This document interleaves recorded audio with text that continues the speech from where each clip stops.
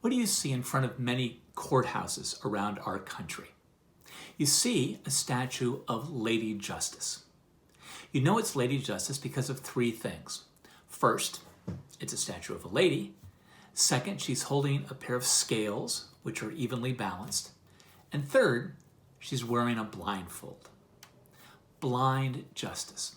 That's the goal of our legal system. That justice should be blind to everything but the facts. The promise of blind justice is that it doesn't matter who the defendant is or who the plaintiff is. Rich or poor, white or black, saint or sinner. The promise of blind justice is that all of these things get factored out, that it will be just the facts, ma'am. One of the interesting things is when you read the Bible, you read a lot of verses that are what we might call a balanced equation. Verses like this: the highway to hell is broad and its gate is wide, but the gateway to life is small and the road is narrow. But what's even more intriguing is when you come across passages in the Bible that are an unbalanced equation.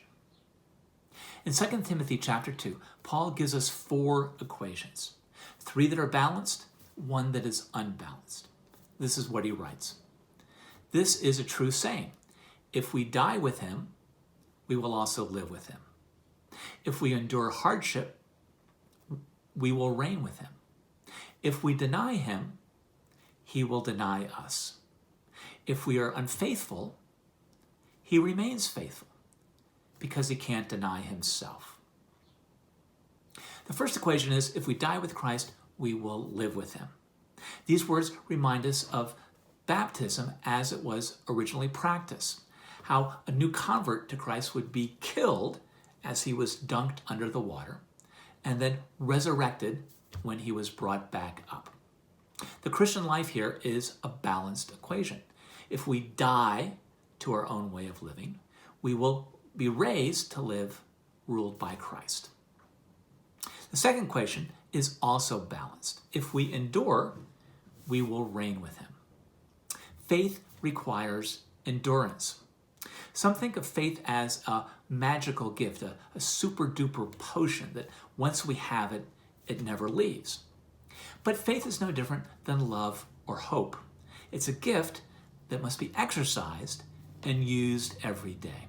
Use it or lose it.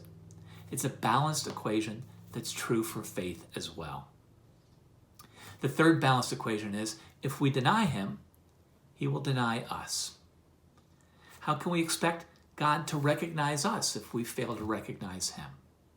How can we expect God to receive us at the end if we continually refuse to receive him during our life? How can we expect God to exclaim, "Here is my beloved child," if we have pretty much written him off throughout our life? Then finally, the unbalanced equation. If we are unfaithful, he remains faithful. That doesn't read as we anticipate. We thought it would read, if we are unfaithful, he'll be unfaithful to us.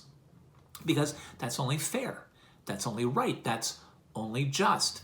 That's the way to balance this equation. But the gospel is good news because the gospel isn't a balanced equation. God remains faithful to us, even if we are faithless, even when we are faithless. Because unbalanced equations, not blind justice, is at the heart of the good news. That the holy God forgives sinner.